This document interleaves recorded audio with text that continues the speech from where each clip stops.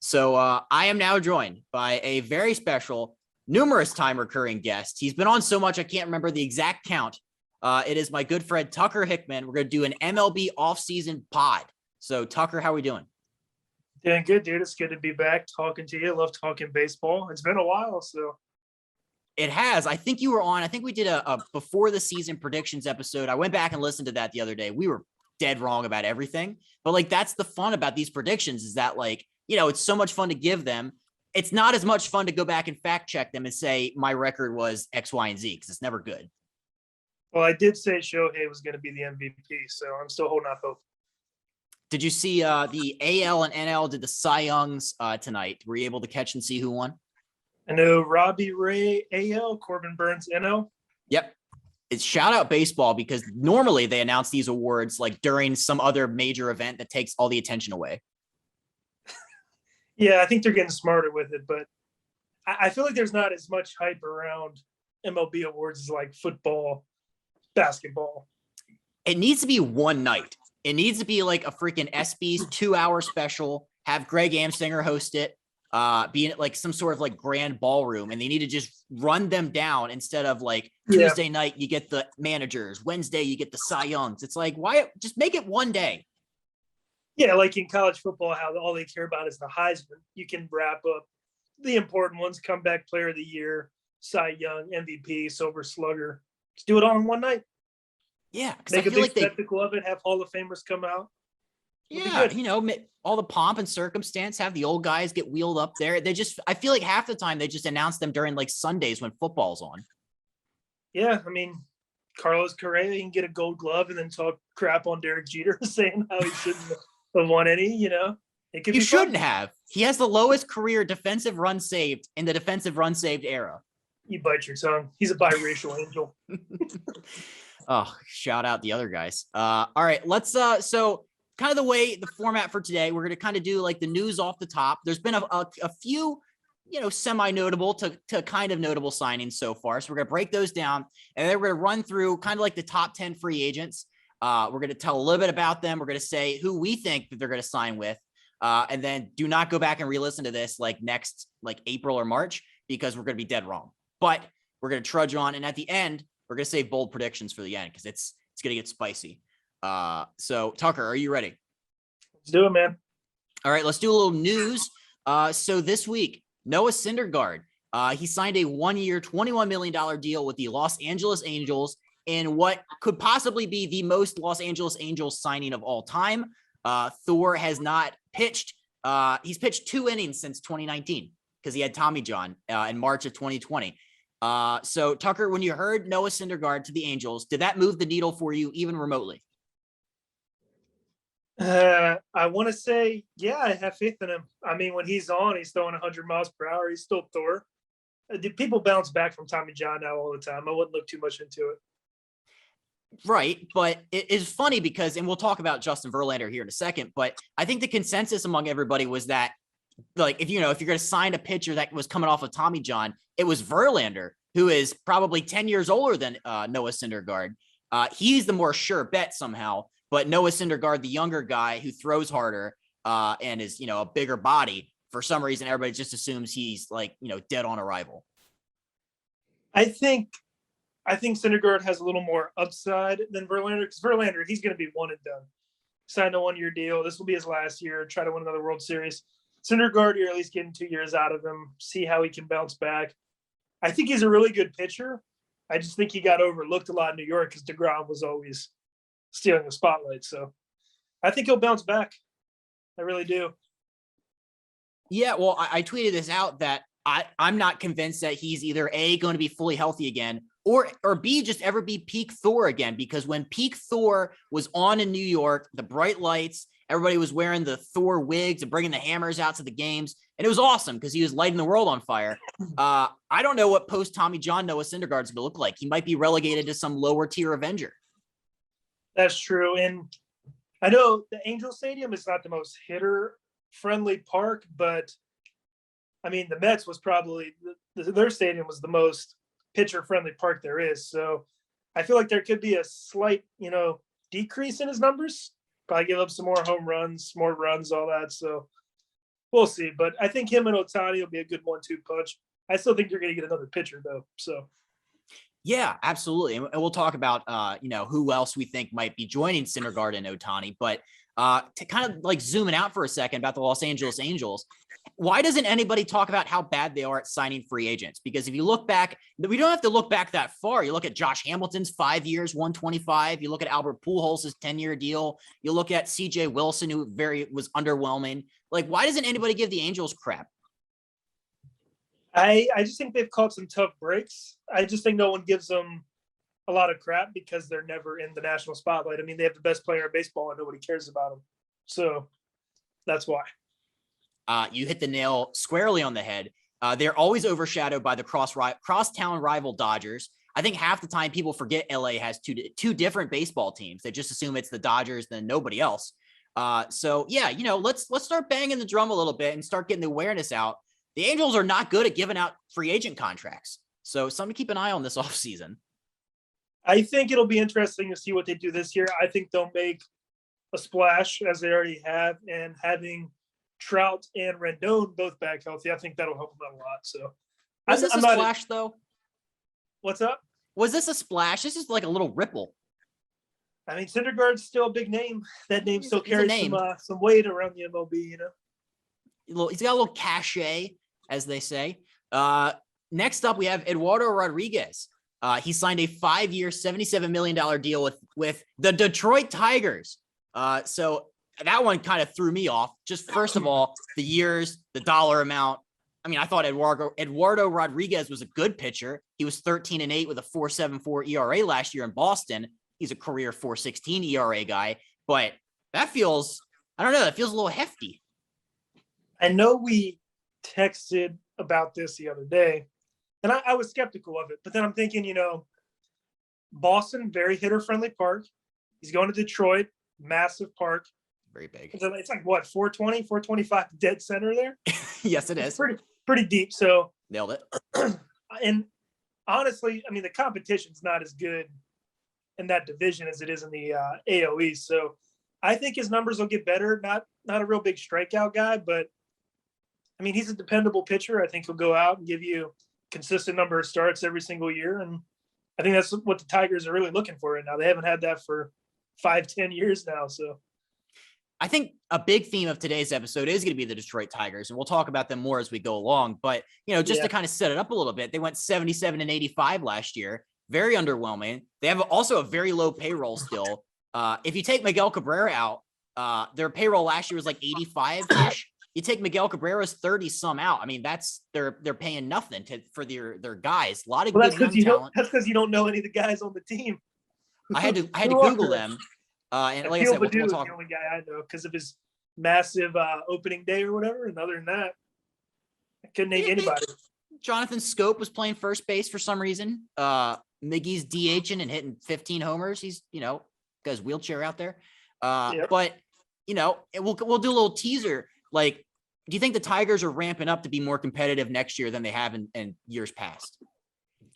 I think they are, and I think they see that division could be favorable to them, at least to maybe try to contend for a wild card spot. So I think that's why the push is now and not, say, a year or two from now.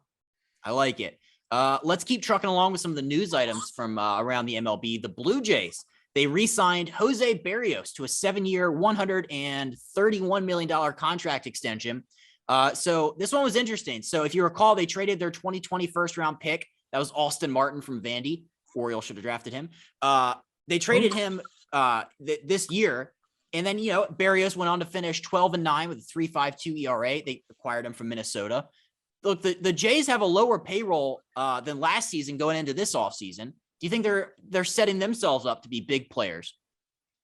I think they are. I think they've tried to be now for a couple of years, but in that division, I just don't think it's really worked out, the way they wanted it to. They've had some hitters who haven't done as much as they thought they would, some pitchers who have had some tough breaks, but I think, again, it'll be another year where they'll try to go for, AL East, maybe wild card spot as well, but I don't think they're done making moves yet. I think they got to get some more. I think you're right. And like I said, we have a list of free agents coming up with predictions in a second. I wanted to wrap up the news with something that broke a couple hours before we started taping this on Wednesday. Justin Verlander returned to the Houston Astros. It's a 1-year, $25 million deal with an option for a second year. You said it yourself. You think this might be a one and done for JV, but I think he's still got a lot of gas in the tank. I think he still likes pitching. I don't know. And plus Houston, Lord knows they needed another starter because Zach Greinke was okay. They went into the World Series without like a clear-cut ace. Pretty good move for him. I hate the Astros. Justin Verlander deserves better. Should have gone to the Red Sox. So I think I know why you say that, because JV said he wanted to go to either an East Coast team or a team that trains in Florida, because he has apparently one of his many houses is in Florida. So I heard that report today. Yeah, I don't know why Houston. There, Yeah. Is it still Kate Upton or is it Kate Verlander now? That's a good question. I think when you're like a mega celebrity, you just keep your own last name and you don't take it's very rare that two celebrities get married and you're like, you know what? I'm taking that one. It's fair enough. But yeah, I mean, like when I heard this report that Verlander wanted to come east, which makes sense. It'd be funny if like he subjected Kate Upton to like a really small, crappy market. It's like, hey, babe, we're going to Seattle. That wouldn't probably play well. No, that wouldn't do it. I just want like so bad. I wanted the Mets to just try to build like a super rotation around DeGrom. Like just trade for sale, get Verlander. You can't hit. You guys never score any runs. Just get as many good pitchers as you can. Lean into it. Yeah. Have DeGrom go 10-9 every year, but have an ERA that's like 1.5. That's the key to success for the Mets. How did he not get the Cy Young? Didn't he have another great year? He was hurt a lot though this year. He was out a while. Yeah. So I think that probably played into it. But yeah, it's just very funny watching. Look at his win-loss record. I know wins and losses aren't in vogue anymore, but it is objectively hilarious when you see like the greatest pitcher of our generation go like 10-10.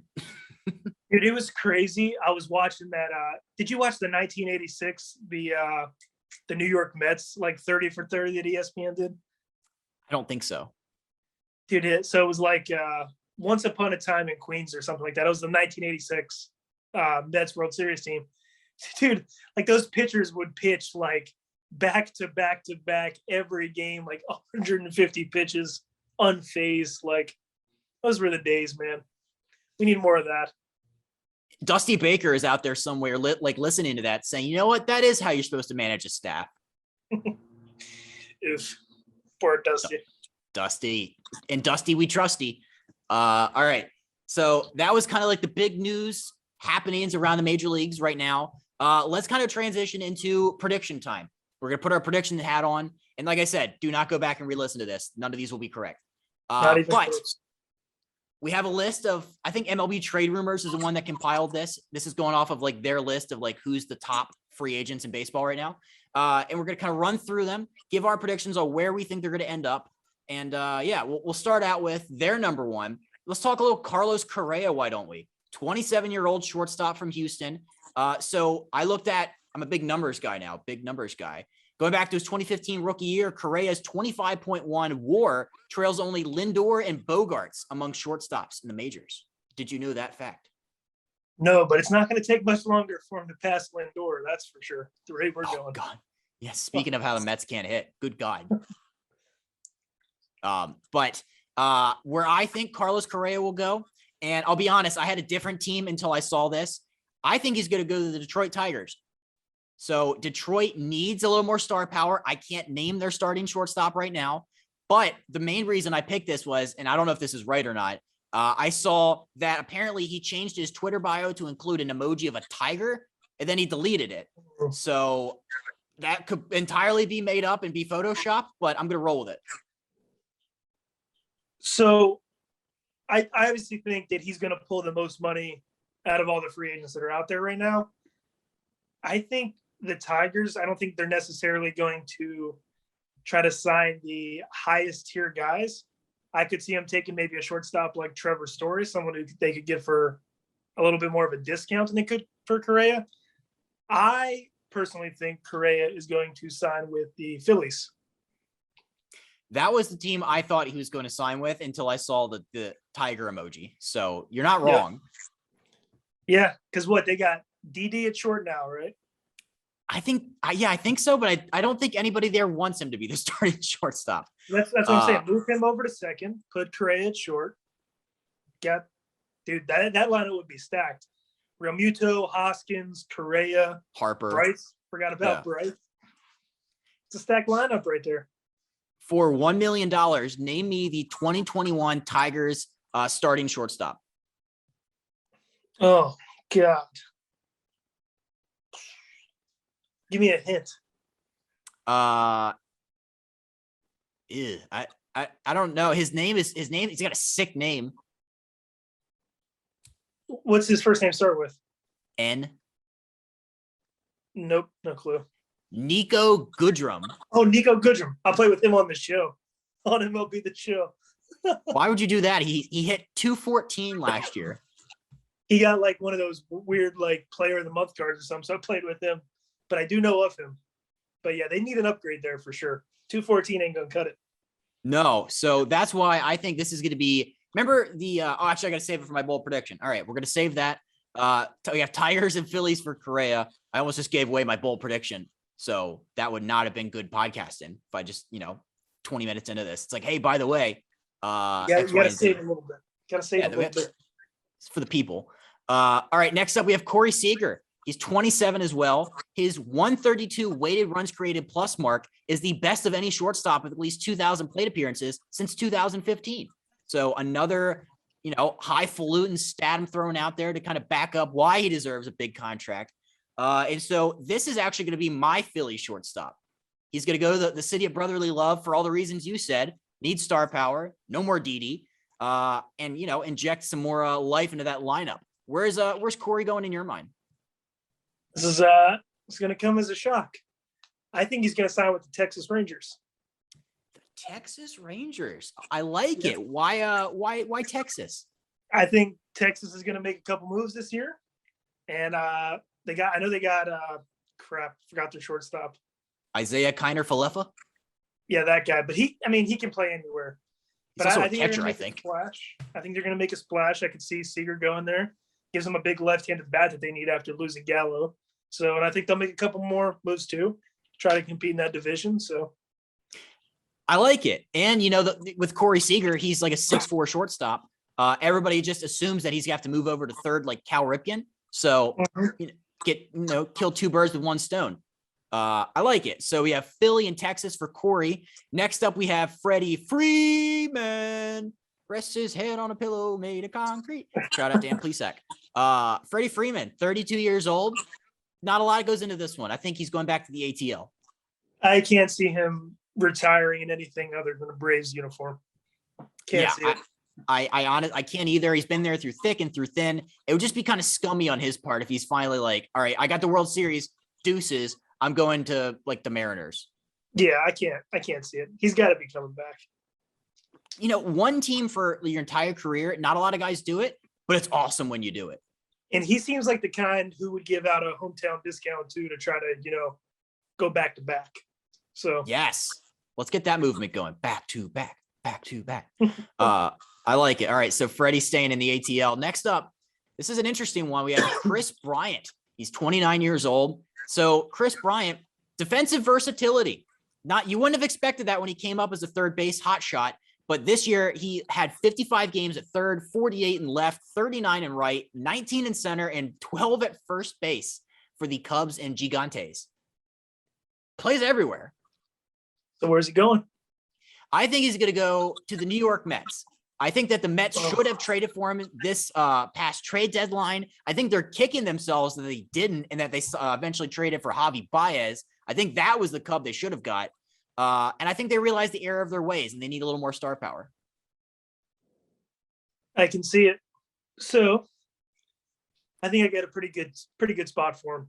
Hit me. So I think it's pretty safe to say AL East is probably one of the most competitive divisions in baseball. There's always a team that doesn't really make splashy moves in that division, but they're always really good.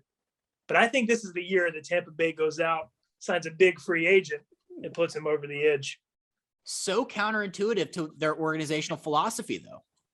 But he plays so many positions. He does all the things that Tampa Bay loves. He plays good defense. Well, average defense, but I mean, they went out and got Nelson Cruz, was it halfway through last year? So I think this will be the year that they don't wait halfway through the season to make the move. I think they'll just go make a big move early. I think they were smart to let Longoria go when they did, but I think Bryant, he's still got a lot of good years left in him. That's a good point. Yeah, he's only 29 years old. Bats generally are safer bet long-term than arms.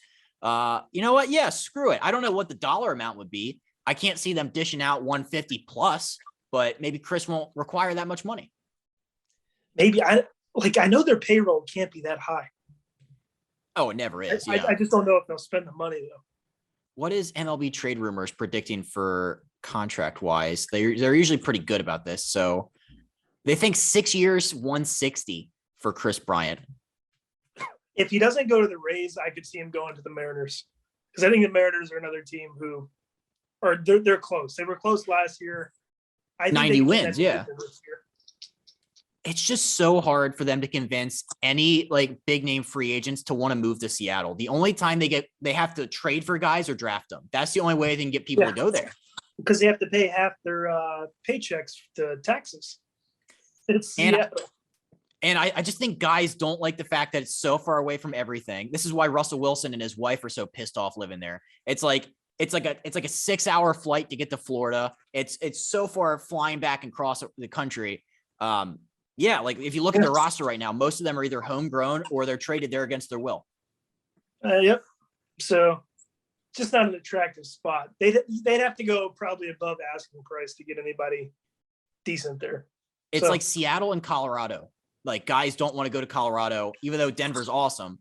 Obviously the ball flies out there, but Seattle and Denver, you just can't get Corey Seager's not going to go to either of those places. I mean, even Cleveland, Cincinnati, who wants to go there when you can go to New York, LA, Miami? Yeah. If you're a young hotshot guy who wants to get that's like Manny Machado would never go sign with the Twins. You know what I mean? It's just, it's weird. But all right, let's keep this gravy train rolling. We have Kevin Gausman, one of my favorite former Orioles. He's 30 now. He just finished 6th in the NL Cy Young. So a little fun fact, he was 14-6 with a sub-3 ERA. I think he's going to go back to the Giants. I think that he's going to go back to the Giants. I think that the organization's committed to starting pitching this offseason. I've seen everything that indicates that they are. And it's pitcher-friendly ballparks. Give me 5 to 6 more years of Kevin in San Fran. Yeah, I think he just struggled so much in Baltimore, figuring it out in San Fran. I think he'll stay there too. I agree with you 100%. It's a good city to live in. He obviously had so much success there, more so in the first half. The first half, he was Cy Young. Second half was, but And that's what another thing that worries me too. I don't know if he's going to get a massive contract like your typical, 6th in the Cy Young would get. I just don't think he's proven himself enough to warrant but if Eduardo Rodriguez can do it, Kevin Gausman can do it. Yeah, if Eduardo Rodriguez with a career 4.5 ERA in Boston can do it, I mean, I think Kevin Gausman's a pretty safe bet. What's his career ERA though? He had a lot of bad years with those. Honestly, pretty high. I said that without realizing, but I'm pretty sure Kevin Gausman's career ERA is 4.5. Yep. We can get the stats department on that quickly. Keep this thing. His career ERA is 4.02. It's not too bad. Yeah, he pitched in the AL East. He, had a great run with Atlanta. Then he bounced around a little bit. So yeah. I think, but he's pitching now way better than a league average ERA career-wise would indicate. Dude, that splitter is one of the dirtiest pitches in baseball. Oh, when that thing is on, it's unhittable. Mm-hmm. So Kevin Gausman staying in San Fran. Next up, we have the curious case of Marcus Simeon. He is 31 years old. He had 45 bombs, 102 ribs, a Gold Glove, a Silver Slugger, and an All-Star last year. So he ran the table in terms of that. Doesn't this feel like a Boston Red Sox to you? I don't know if this is just me, but when I saw Marcus Simeon, I think the Red Sox, they need a little more juice. I'm going to keep saying that because I think it sounds good. but they can put Kike Hernandez in center. They can keep Bogarts at short. They can put Simeon in at second. Offense will be clicking. I think he's a Boston Red Sox. I could see that. I don't know that their infield is already solid, but I think if they move Kike to the outfield, they can make that work. I have him going to Miami. A little foreshadowing. I think that ownership group, they've been building up plenty of young talent there. I think this is the year that, they start trying to build on that, making some big moves, kind of like what the Tigers are doing. A lot of young talent, some big name signings as well. So I got him going to Miami. A little foreshadow. I have somebody else. I have another big bat going to Miami. It's not this big bat. A lot of people are saying that Toronto could bring him back. Like I said earlier, they have a little flexibility in payroll, but I think the Red Sox are looking at 45 home runs, and they're like, you know what? For a second baseman, that's like Jeff Kent peak. So let's bring him over. I just think the Red Sox number one priority is going to be their pitching right now, especially after losing Rodriguez. Because all they got left is Sale and Evaldi, pretty much. It's a good point. I guess I never really thought about that. I just remember from our pod at the beginning of the year, we're like, the Red Sox, boo, hiss, they suck. I thought they were going to be terrible this year. Everything looked like we're like, all right, Sale's not coming back till the middle of the year. Their pitching staff is weak. They still have the same problems, but I just don't know. What'd they do? Just slug their way into being good? Mm-hmm. Pretty much. Simple as that. Yeah. AL East. So let's stay in the AL East. Let's talk about the reigning AL Cy Young Award winner, Robbie Ray. He is 30 years old. Like I just said, he won the 2021 AL Cy Young for the Toronto Blue Jays. And shocker, he's going to stay with the Toronto Blue Jays. They need all the help at pitching they can get. I think he feels like at home in Toronto there. They embraced him. I think he's sticking in Toronto. I think he's going to end up with another AL East team. Someone who salivates over big-time left-handers and will spend whatever money they need to get them. I think the Yankees will make some trades to open up some payroll, and I think they will break Robbie Ray off, give him a massive contract. Wow. Yeah, honestly, if it's not going to be Toronto, it probably will be New York. Because you're right. They have no problem opening up the checkbook. The cash man will come calling and probably I feel like they don't even look at like previous stuff. They're like, oh, that's the Cy Young. That's a New York Yankee. They signed Paxton to that massive deal after he had a couple good seasons. CC Sabathia, a couple good seasons. Garrett Cole. Cy Young stole him. They got Randy Johnson kind of towards the end of his career, but that's way back there. But they love big lefties, and I could see him making a move. But they'd have to make some trades first to get rid of some of the big contracts. Roger Clemens came there at the very end too. That he literally just because he was a name. Yeah. Yeah. So it's the Yankees. Come on. It's the Yankee way. Just go pluck another starter out. Yeah. That's a name. And when the New York Yankees and LA Dodgers are doing good, baseball is doing good.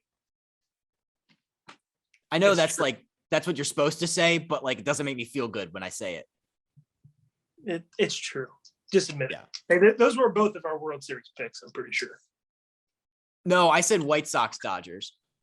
To be contrarian. You said Yankees Dodgers because that's what literally everybody thought at the beginning of the year. Like, oh, how could it not be the LA Dodgers and the New York Yankees? So we were close. We were in the ballpark, kind of.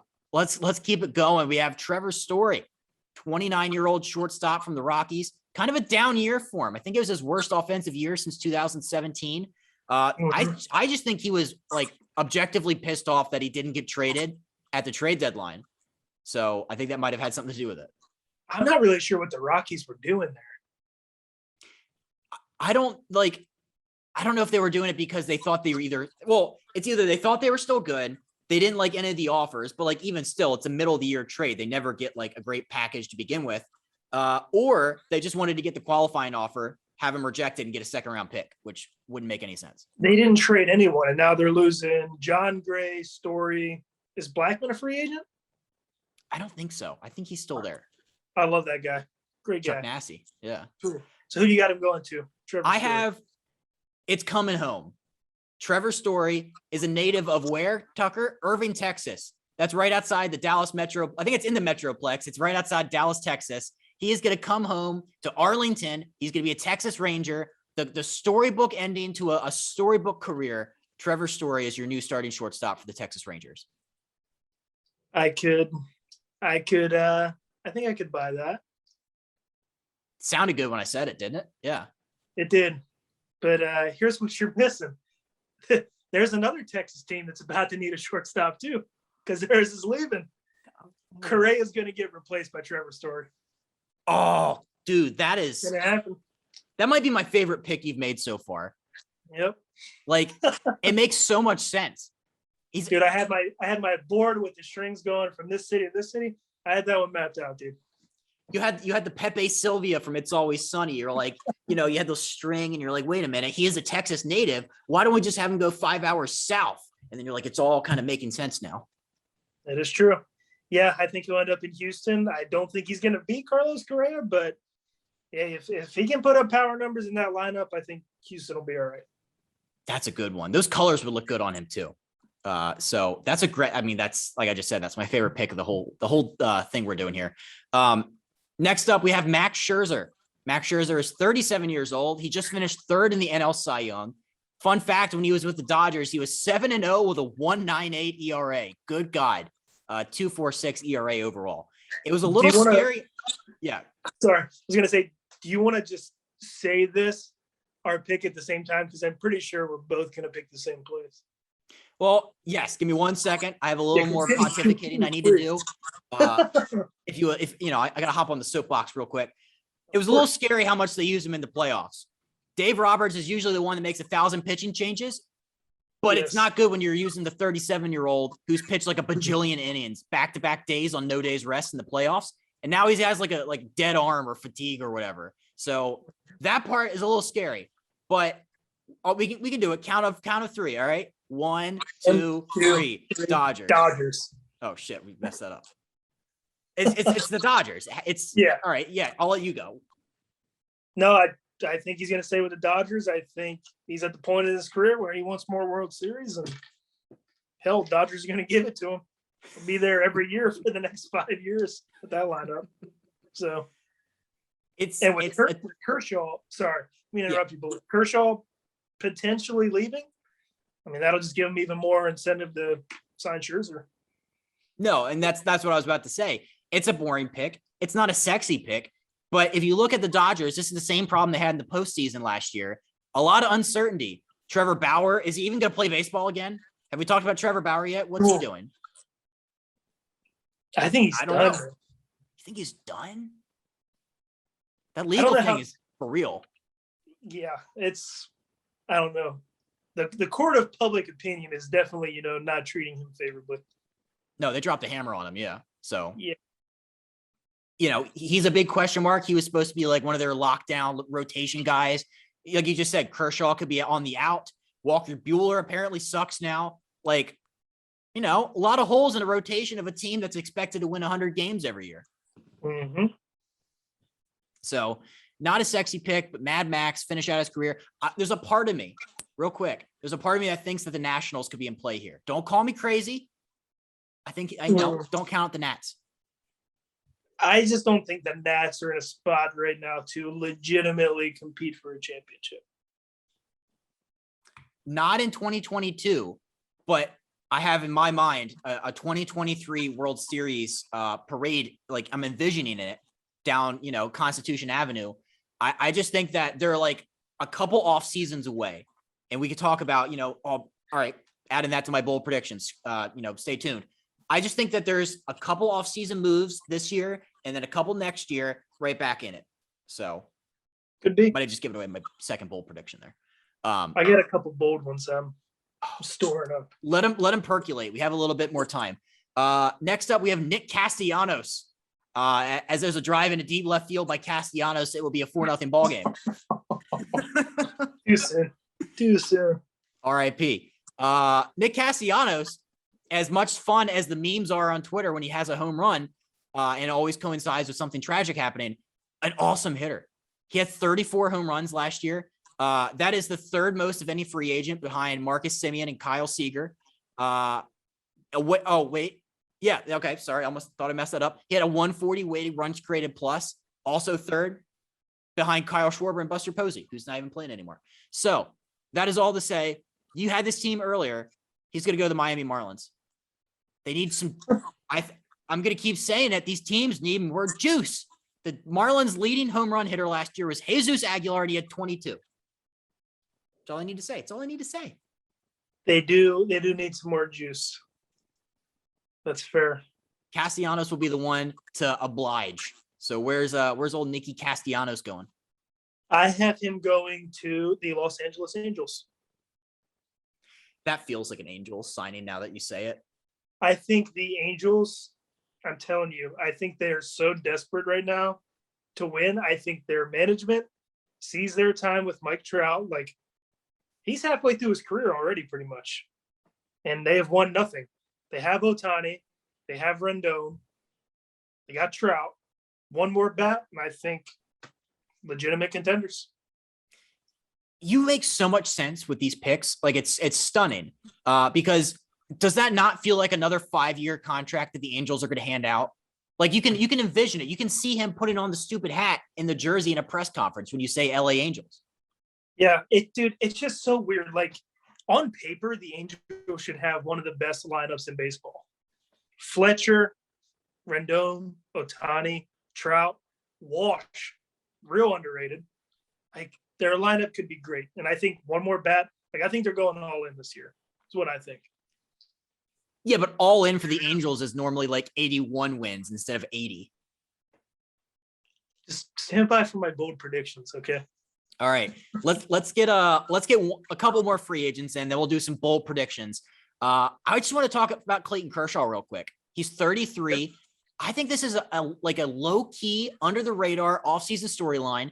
So he's made 22 starts in 2021, came back in September because his forearm, and then he just had to go back on the shelf because he aggravated something when he came back and he ended his season. They could have used him obviously in the playoffs, like we said earlier. I don't think it's a lock he goes back to the Dodgers. I don't think so either. Like, in fact, like the Angels. fact that they didn't re-sign him, like that kind of even makes me think even more that he's probably not coming back. I know he's talked in the past about wanting to be Sandy Koufax Dodger for life. And I don't think he has all of the Dodgers career pitching records just yet. I think he's still a little bit shy on some of the big ones, but yeah, I think they didn't even offer him a qualifying offer. I don't think they did. So no, I think you're right. You're right. Where do you see? Like, I think, it's like 51% he's going to go back to the Dodgers, but where do you see the other 49? If the Dodgers, if he does not go back, he is going to stick it to them and make the drive down to San Diego and pitch for them. Let's go. That made me fired up just hearing about it, because the obvious one is he's from Dallas, go to the Rangers, but the Rangers are kind of ass, if we're going to be frank about it. They're not good. Yeah.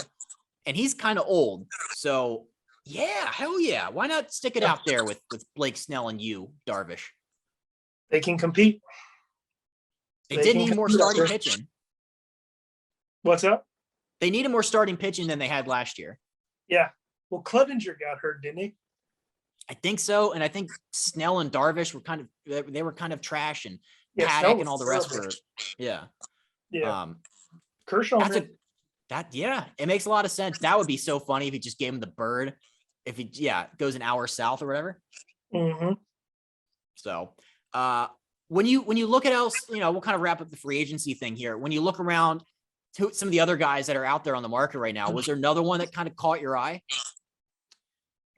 Nothing huge. I thought John Gray from the Rockies was kind of like a under the radar kind of guy, because I know he had a couple years where I think he had an ERA in the high 3s, low 4s, which, I mean, for Colorado, that's impressive.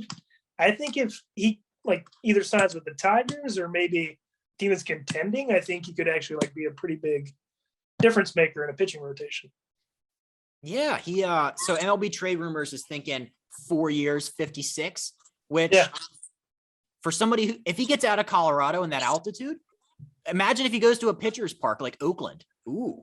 Or Milwaukee. I love Milwaukee's rotation. I think screw it, get one more guy, plug him in there. I like Oakland too. Oakland needs some pitchers. Doesn't that feel like an Oakland signing though? Now you can't you just see him in the white cleats right now?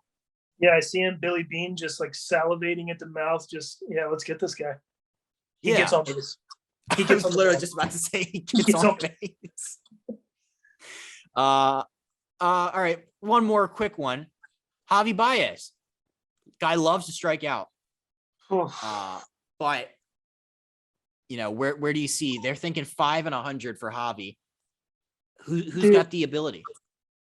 I just don't know who would want him. The only team that I could even see doing that, a team that just loves signing people who don't work out, Miami. That could be a good one. Yeah. Oh, he led the majors in strikeouts this year.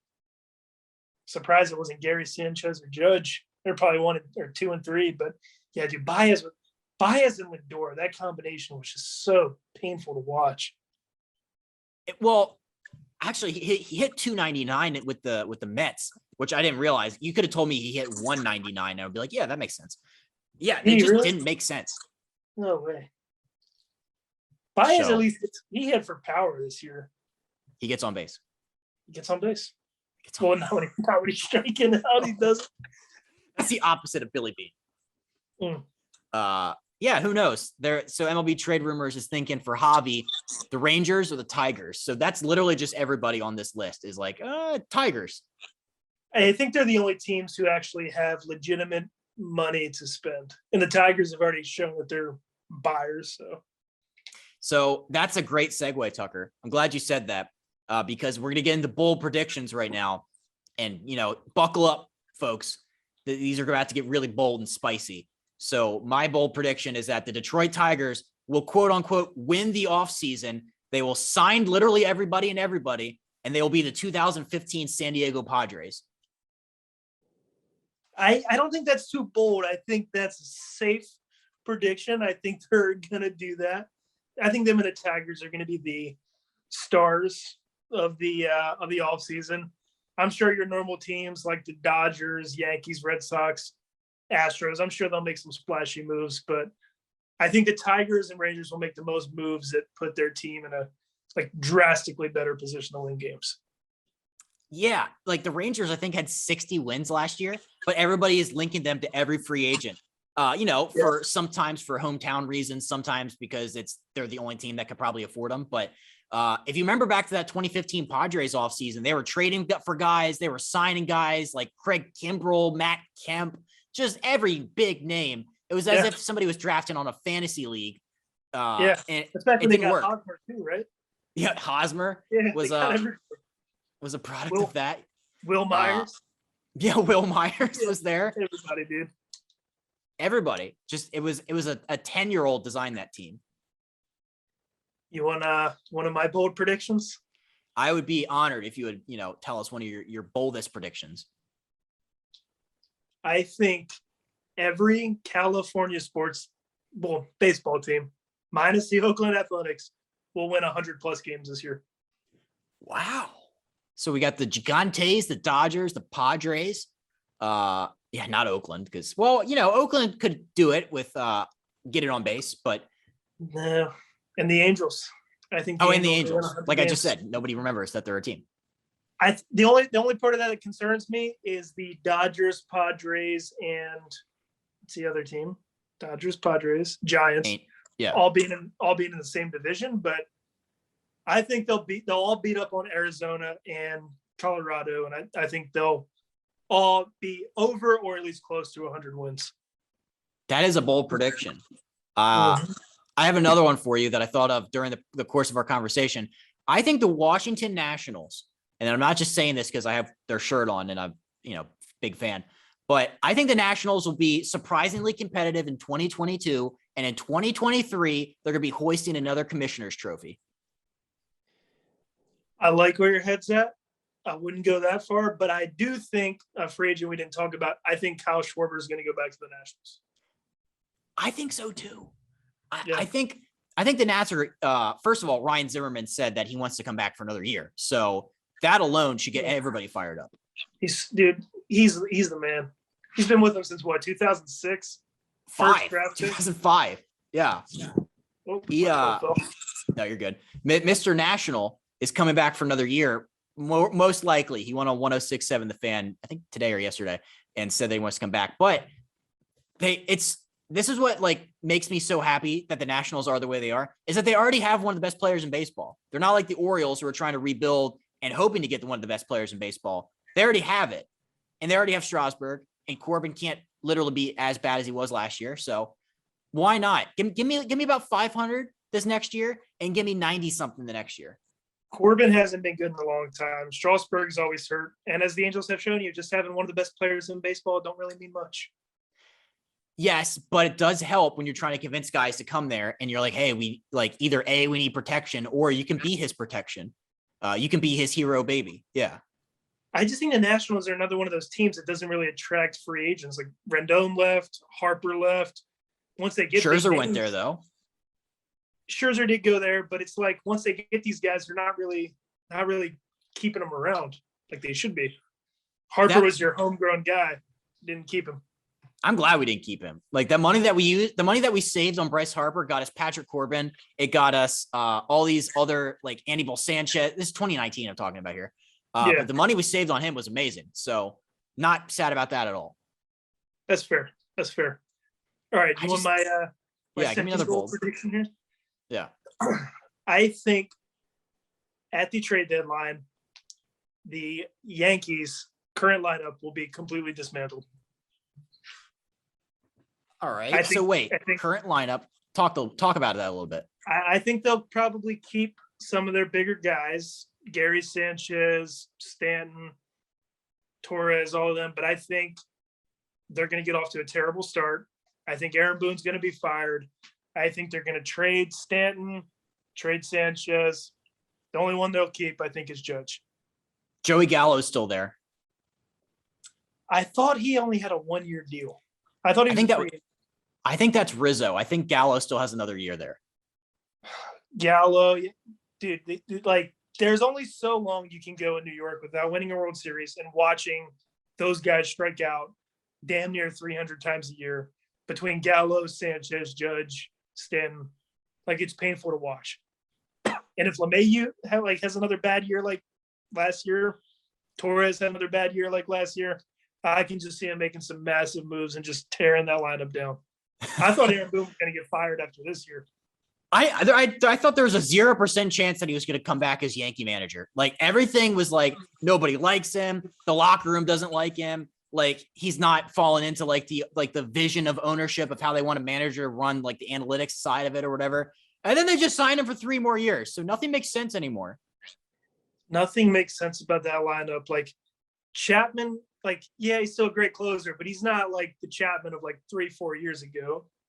The Yankees bullpen nowhere near as good as it used to be. Garrett Cole was like taking all the money away from everybody else. None of their pitchers worked out. Another reason why I think they're going to get Robbie Ray.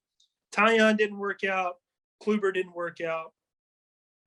Like Paxton, he's gone. He's back in Seattle. Oh, is he? It just shows you how much I know about the Yankees. Yeah. Okay. Well, yeah, you're right. I wish that Garrett Cole would have went a little bit farther downhill when the spider tack stuff came out. But I think he actually pitched better without it. So what do I know? Yeah. He still had great numbers for the AL East. I'll give him that. Yeah, he does. He's a big game pitcher for the most part. Now, except in the what was the game he just had an epic meltdown against? Was it against the Red Sox? Oh, dude, he gave up. Oh, that was terrible. It's like 2 1/3. Went like an inning and a third or something. I thought he went Might 2. have not Yeah, even been that. Yeah, I just remember them getting the hook quick. So yeah, shout out Garrett Cole. Any other parting bold predictions, thoughts? It's the middle of November, so winter meetings are coming up. All this stuff is coming up, but anything else? No, I don't really have anything too crazy. Like you said, I'm sure none of our picks are going to be anywhere close to what actually happens anyway. So we'll have to do this again in like a month and a half and see like how close we actually were. Absolutely. We'll a recap. Yes, we'll do a recap, and then I'll map out all of the picks that we had, and I'll put the little team logos next to them, and we could just see how god awful we are at picking. But if you don't like our picks, you get out there and you step on the court and you put up shots. All right. So I don't want to hear it. Hey, you miss 100% of the shots you don't take. Michael Scott / Wayne Gretzky. Well, it's been a ton of fun, man. Oh, I have one more last bold prediction. I think the Orioles are going to set like, how many losses is too many losses? Like 120? I think anytime you win under 60 games, it's too much. I don't see how they could get better this next year. So even with Adley Rutschman coming up, is Adley Rutschman your opening day catcher? I, for some reason, still think they're going to keep him in the minors for just a little bit longer. I would. Like, what's the point of rushing him up? The fan base is literally foaming at the mouth trying to get him to Baltimore. Well, we have the number 1 overall pick again, don't we? Yeah, they do actually, I think. So they finished 52 and 110 last year. What was Arizona? We're basically pulling Houston Astros right now. If we just tank and get the good draft picks, we can contend in 5 years. And if we keep drafting under slot and keep taking the cheaper player, that will always work. That never has come back to bite any team in the past. What's that dude's name? Eston Herstad? Yes. Eston Kerstad. Arkansas Razorback. Yep. That's a number 2 overall draft pick if I've ever seen one. So, that will not work. But I could literally bitch about the Orioles for another hour, but I'm not going to do that because, that wouldn't be productive for anybody. But Tucker, this has been a ton of fun. Like I said, thank you for coming on, and we'll see how these picks turn out as the offseason gets going. For sure, man. Thanks for having me on.